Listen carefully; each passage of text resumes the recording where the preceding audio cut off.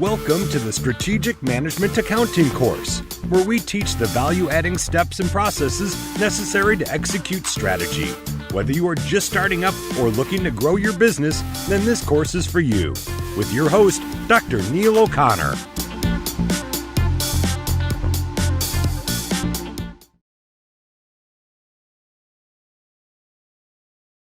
Relevant costs for decision facilitating. Let me explain to you what we mean. So we have our department, Sandhill Company. What is it? Central Computer Department of Sandhill Company, Central Computer Department, big IT department, has a big budget, millions of dollars. It has a capacity, 18,000 hours plus. And it suggests a dual rate. What would that be? Well, 3 million is fixed, okay? And the rest depends on how much hours are used.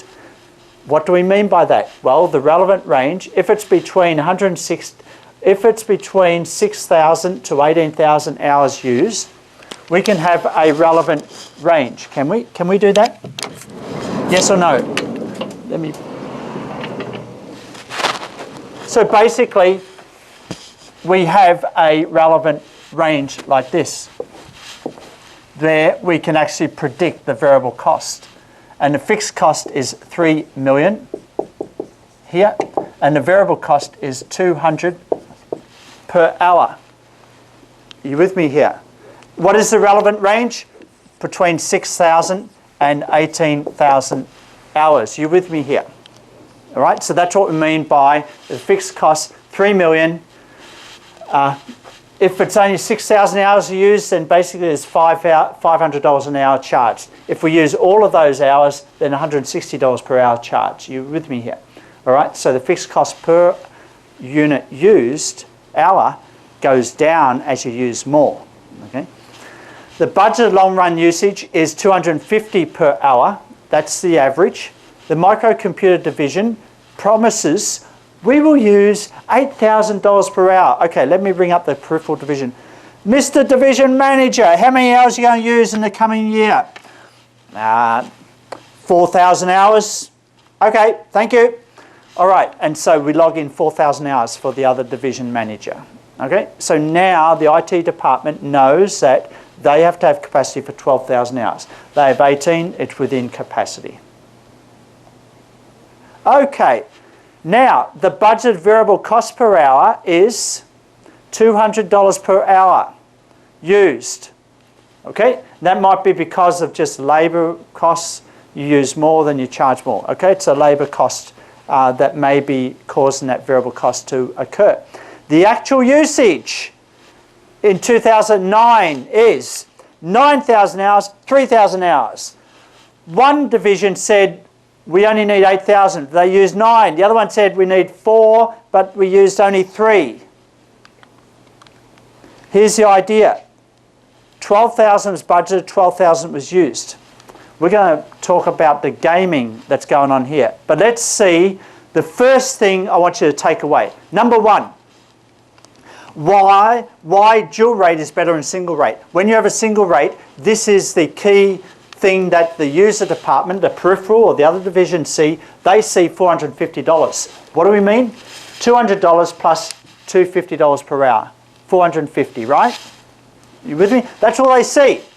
And so some company like IBM or Xerox or Tata from India or some other company comes along and say, we can offer you all your outsourced services. We can offer all your IT. You no longer have to have an IT department. We can do it for you. We can do it for cheaper. How much, Mr. Supplier? How much, Mr. IT Service? How about $250 per hour?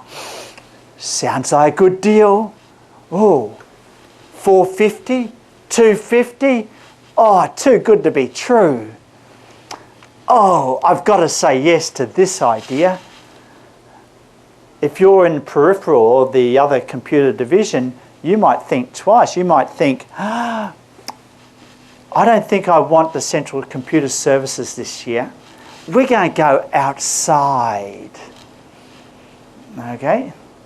This is what allocating a single rate communicates. Okay? All right? Here's the problem. That $250 is still there even if we go outside because it's fixed. It's only $200 you're saving. Right? So the dual rate says the following. There are two signals, a variable and a fixed. And so now the user departments know that if they have this inclination or they get a phone call from Xerox or IBM saying, hey, we got a new deal. It's a super deal for you and it's 20% off if you accept in the next week. Oh, that sounds too good. How much is it per hour? They say, oh, we got a great deal, $250 an hour. And when you say, you're going to look back at your signal, okay, here's the signal, because you're still going to be charged $250. You're going to avoid this, right? Avoidable costs, that's your relevant cost. $250. What are you going to say? I'm sorry, not this year. Try again next year, okay? So this is how the dual rate gives a different signal to the user departments, all right? It's a pure economic signal. And that's why the dual rate is better than the budget rate. It helps clarify the decision facilitating desire to look outside the organisation. All right? Okay, so let's go again on the benefits. The benefits. Number one, service efficiency. User departments become customers. Remember, control service, put pressure on service department to provide value for money. All right, as soon as I start charging you, you start paying attention. Is it good quality? Is it on time? Okay, are you actually delivering the service that I need? Okay, people start paying attention, they start monitoring. Okay, that's the benefit whether you use a single rate or dual rate. Okay, so just allocate $1 and you'll start to influence the other people, the users. Next, decision, signal relevant cost to the user department. Remember, the single rate method is very hard to do that because they might incorrectly view that $450 as totally avoidable, but only $200 was avoidable, not $450. You with me here? Okay, number two, dual rate method enables that to overcome. So dual rate method, and you start to allocate and you have a dual rate method, you've got two benefits. Number one, you improve control, decision influencing, and you improve relevant information for decision facilitating. You with me here? Class, can I have a show of hands? Are you with me? I want you to get it, all right? We're going to stay with this for another 20 minutes, the same example. It's not going away. So I want you to take your time, absorb everything. We're still playing with the 200 and 250. 200, 250. We're still playing with the 8,000 hours, 4,000 hours, the 9,000, 3,000 actual. We're still playing with these numbers. It's not going to change, so just stay with me here. All right, so we're back, 12,000 hours. Total budget, 5.4 million, 450 per hour. You saw that before. Okay, support costs allocated to do divisions under single rate method. We would allocate 9,000 at 450, 3,450. So microcomputer division uses more than what they promised. Peripheral uses less than what they promised. Which division benefited? Which one benefited? Micro or peripheral? Hands up for micro. Hands up for peripheral. What if I were to tell you that it was the peripheral division that benefited? By actually saying we're going to use 4,000 and then we actually only use 3,000, they on average get a lower allocation of the total costs. You do the calculation. If peripheral used 4,000, right? Do the calculation. If they said they're going to use 4,000 or 3,000. Let's have a look. 12,000. We can go back and check that. We can check what's our budget? they promise they want to use 4,000. Okay? But they only use 3,000. If they said they're only going to use 3,000, right, what is the total basis? 11,000? Yes? So therefore, how much is the rate per hour? Do the calculation. 3 million divided by 11,000, or 5.4 million divided by 11,000. Let's have a look. Oh, stay with me here. 5.4 million divided by 11,000. How much per hour? Is it more or less than 450? More or less? Do the calculation. 5.4 million divided by 11,000. Let me write it. Let me say what we're doing here. Let's.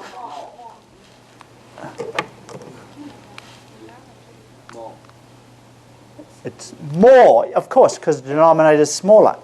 All right? All right? See, the peripheral division said they only want 4,000. Okay? The other one division said 8,000. Okay? The other division ended up using 9. The peripheral ended up using 3. Okay, when they budgeted at 12,000, then we divide 5.4 million by that, and then we equal 450, right? But if peripheral was honest and said, we're only going to use 3,000, so therefore the budget is 5.4 million divided by 11 equals how much?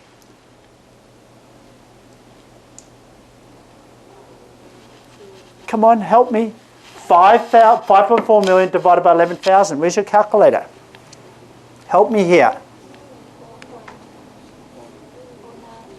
It's more than 450 or less? Yes. It's more? It's more. Yeah, how much? 490. 490! So now it's 490, and so now let's allocate that 490 by 9,000 by 3,000. What's 490 times 3,000? Pardon? How much? It's larger than 144. 490 times 3,000 equals 1. Is that right? Yes or no? Okay, look, just calm down, all right? There's just little numbers here, all right? So, which is a bigger number? 147,000 or 1,350,000?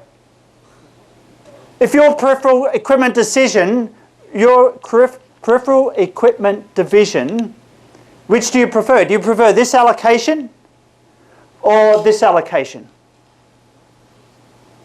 Do you prefer to be, do you prefer to be charged 1.35 million or do you prefer to be charged 1.4 million? Hands up for this one. Hands up for this one. Good. Okay. Which one is a scenario where the manager of the division is more honest? Is it this one? Hands up. Is it this one? Hands up. This one. They're honest. We only need to use 3,000. We use 3,000. So maybe the manager of peripheral division plays a game. Well, what's the game? Always budget more than what you're going to use. Never budget less. Always over.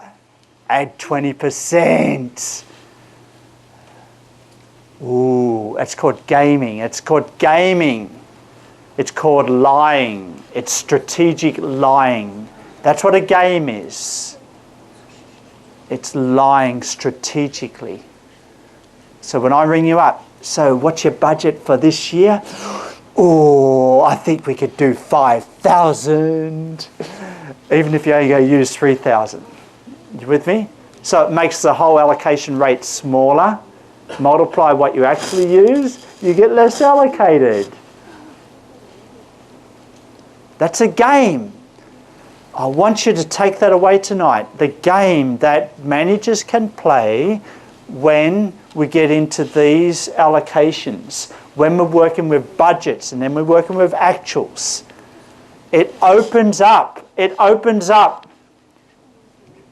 the kahuna, it opens up the box to game playing. And you might say, oh, you'll get caught out the next year. Under a repeatable game, people will see you do that.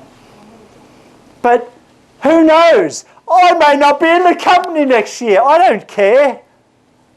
All right, a lot of managers, they're under profit pressure.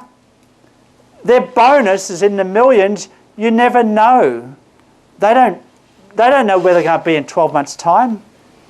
The average tenure of a CEO in the US is only 3 years. Did you know that? If the average is 3 years, all right, and we have a normal distribution, there's 3, then what about here? 6 months, 12 months, 18 months.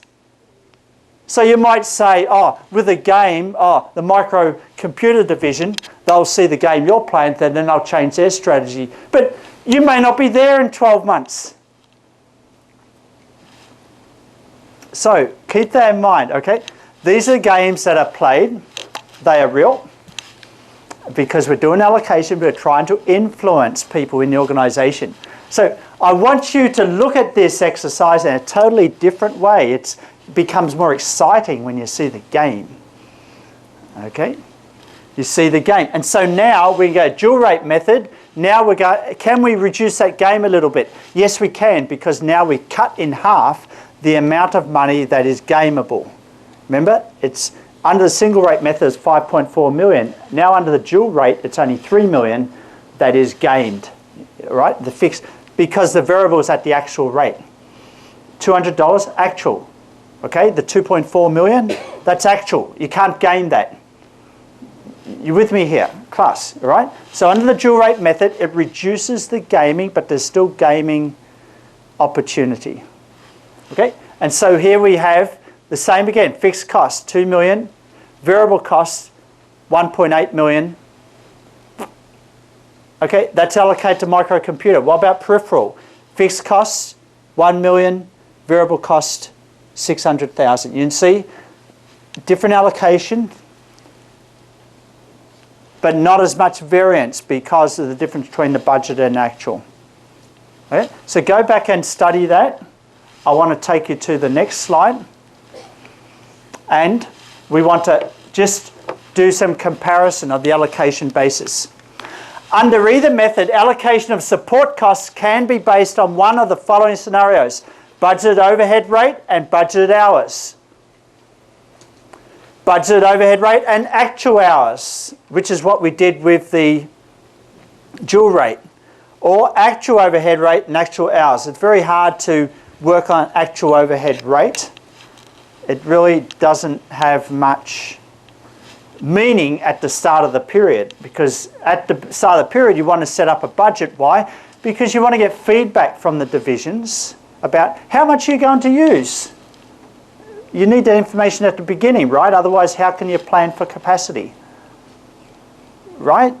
You can't just wait everything until the end. That's what we learned in ABC costing and standard costing analysis. You have a budget, so you get an idea of what the costs are likely to be. Then you do cost plus pricing, then you can work out prices. Why? Because you have to work out prices before you sell something, right? You can't just wait to the end and then you ring up all the customers that bought your product during the period. Oh, we've worked it out, it's $7.99. Can you just send it to this PayPal account? Too late.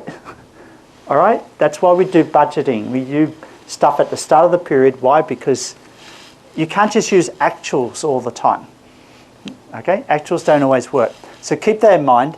This number 3 is not always realistic. Okay, actual and actual. This is very common.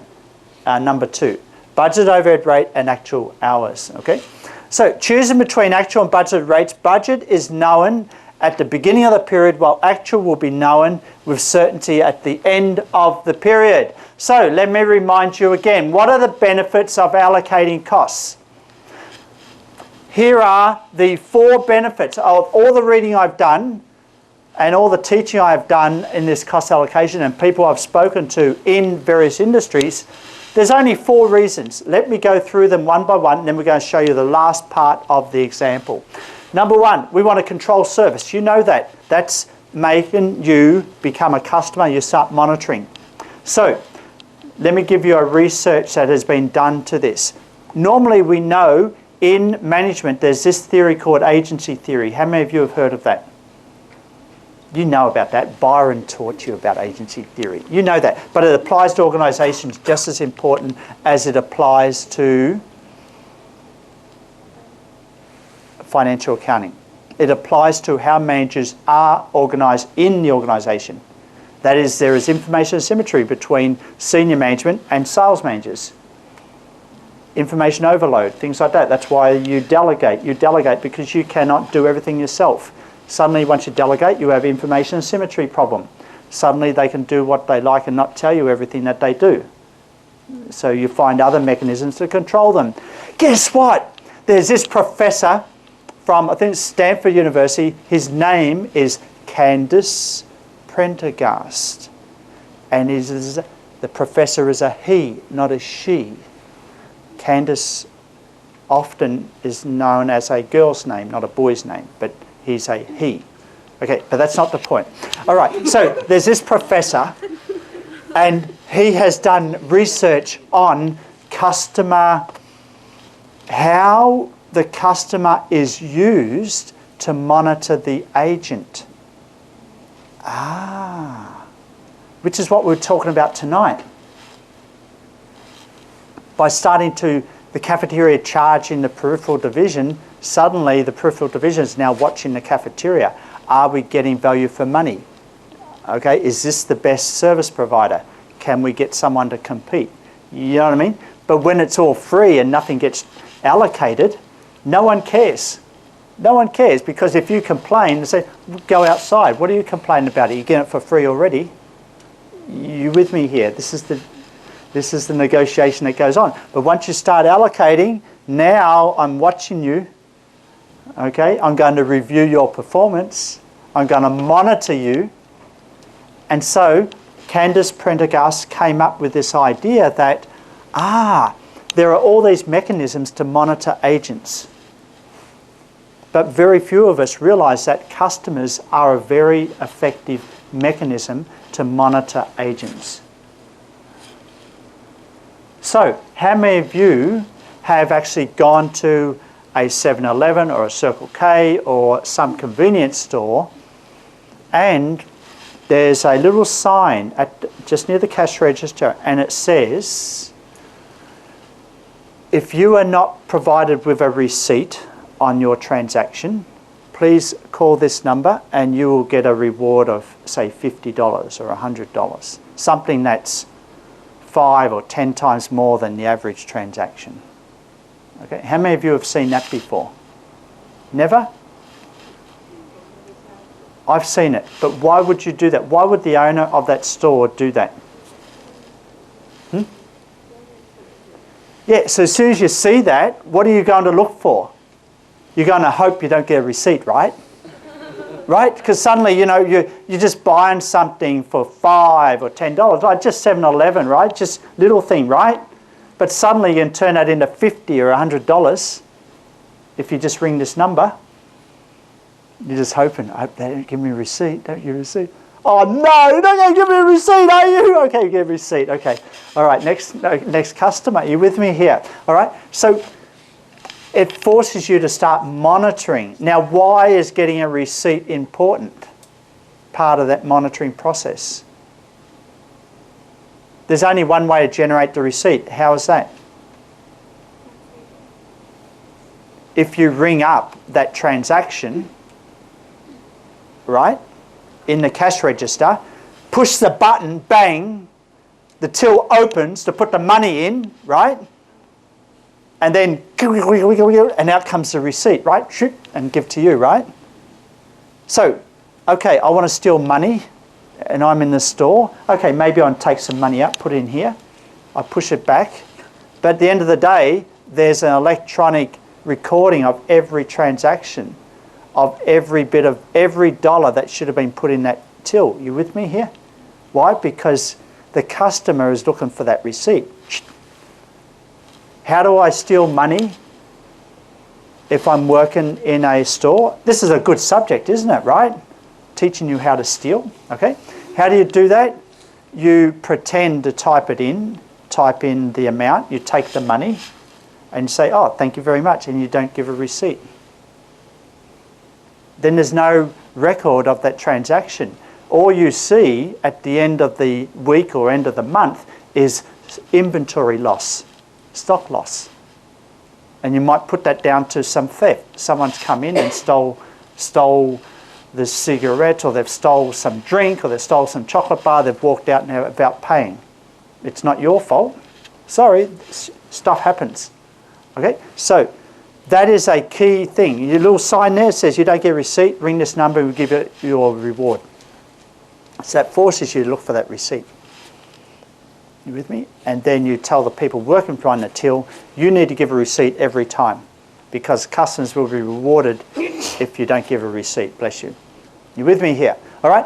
Now, Candace Prendergast talked about the customer is a very effective agent, a very effective monitor of the agent. And he found that in several industries. So have a look at that. I could dig up some of those publications they did in top management journals. So there's some research for you. And that's the reality. That's what we mean by controlling service. Signal relevant costs, we showed you that by stopping you from outsourcing. You don't see $450 to avoid, you see only $200 to avoid, right? The variable costs. Next, you control user efficiency. Now that you're charging me for use, especially the variable part, fixed, I can't do much about that, all right? I'm stuck with it, okay? But the variable, I can influence that, so therefore, I may not ring the technician because I get a variable charged every time it comes down to C.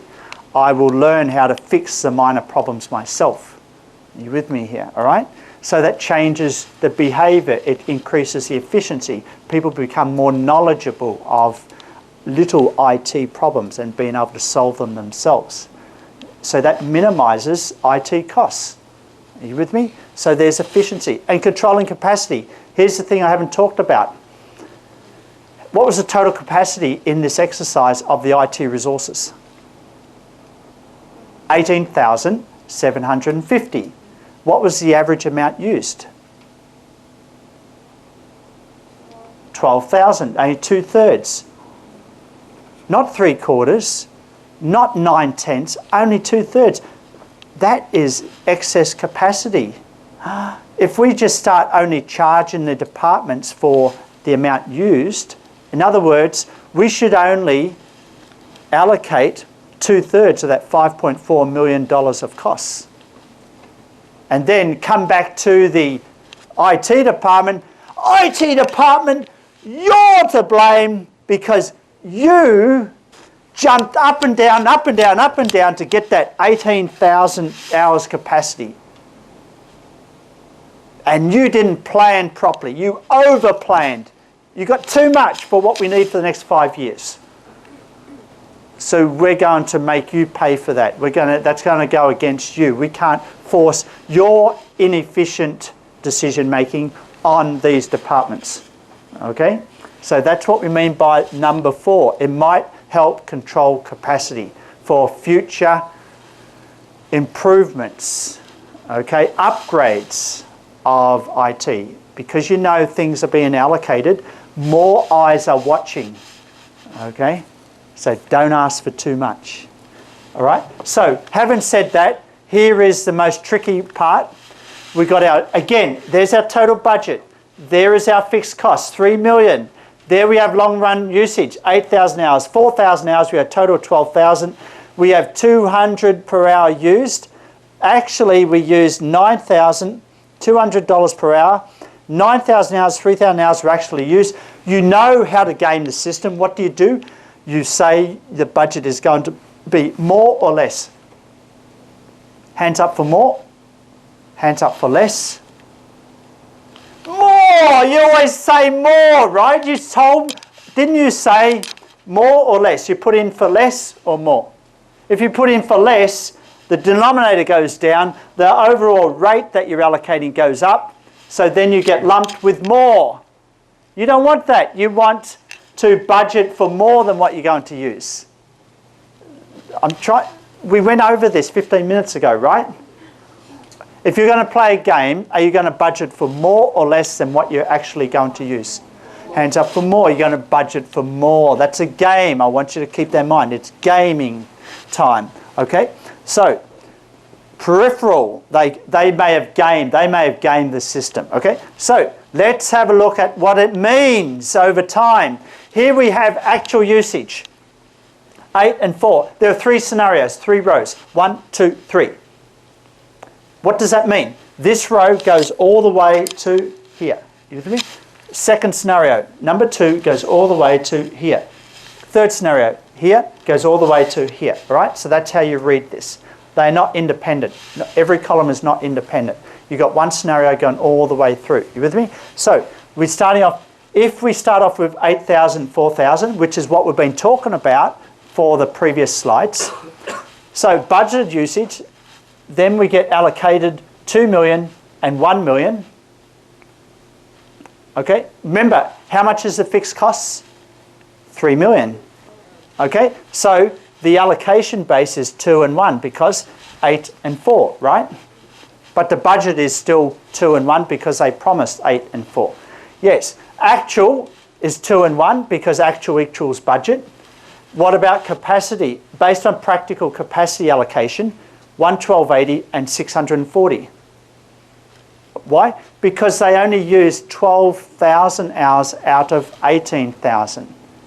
So you may be a very Scroogey CEO of your company. You say, no, I want the IT department to wear the cost of their over capacity. They're building their own little fortress in my organisation. Okay, if they build too big, they've got to pay for that extra. So therefore, it's only fair we only allocate what was used by the departments. That's reasonable. And so that's what this means here. They're only allocating the part of that 3 million, not all of the 3 million. See, we're allocating all of the 3 million here.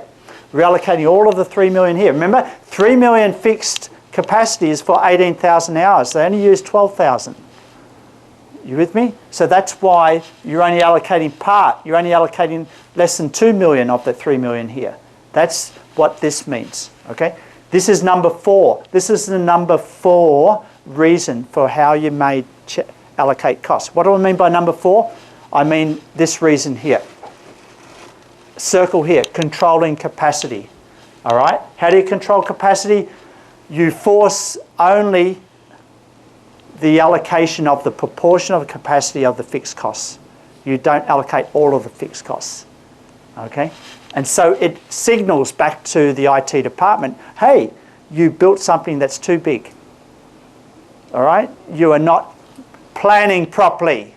You should have got more information from what was actually going to be used. That's what this scenario is. Number 4.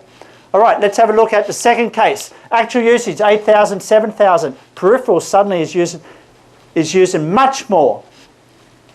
Budgeted usage allocation base is 2 and 1. That doesn't change because peripheral said 4, but they ended up using 7. So guess what? Peripheral gets charged much more now based on actual usage. And then here, of course, peripheral division gets charged much more.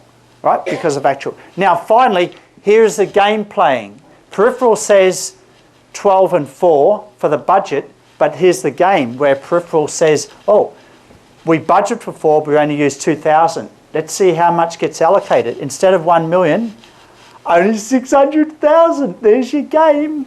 All right, remember, how do you play the game? Always put in a higher budget than what you actually used. What was the budget? The budget was 4,000. What do you use? 2,000. Guess what? Instead of getting allocated 1 million, you only get allocated 600,000. Who pays that extra 0.4? Your other sister division. They're not very happy. Okay, they're going to kill you next year, but you may not be there, so why do I care? Okay, all right. I'm reminding you of the game again. So go through that, have a look, and show what I've showed you tonight is a real good example on a real significant cost that most organisations have to confront. And it's only going to get larger and larger. All right, IT cost is not going down, it's going up. Okay, they have to confront. Do they outsource? Do they in-house? Do they partially outsource? Do they partially in-house? These are big questions companies all around the world have to ask. What we looked at tonight was, okay, once you've decided to go in-house, how do you want the other divisions to behave? How do you want them to become aware? How do you minimise their gaming? How do you allocate these costs so you influence the decisions of the other departments so they, number one, monitor.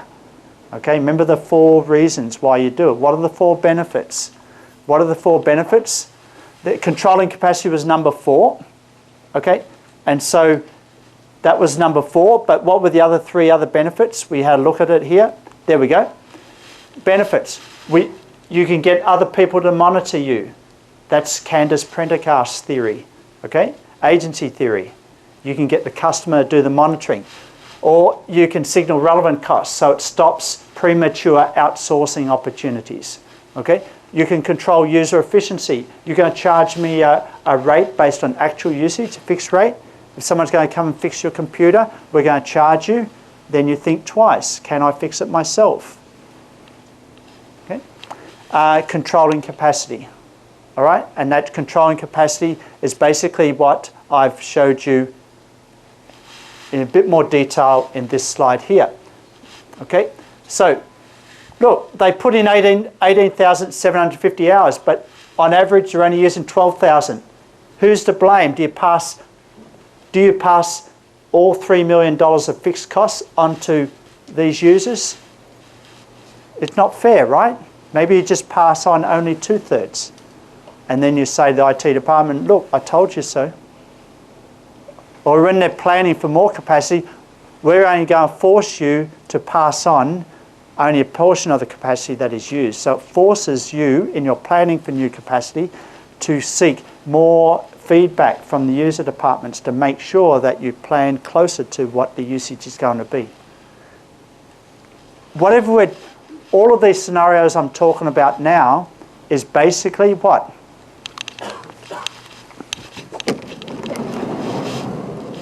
Decision influencing. You're just influencing people's choices and decisions and their behaviours, their monitoring, their gaming. You're playing around with the minds of the people in the organisation, don't you?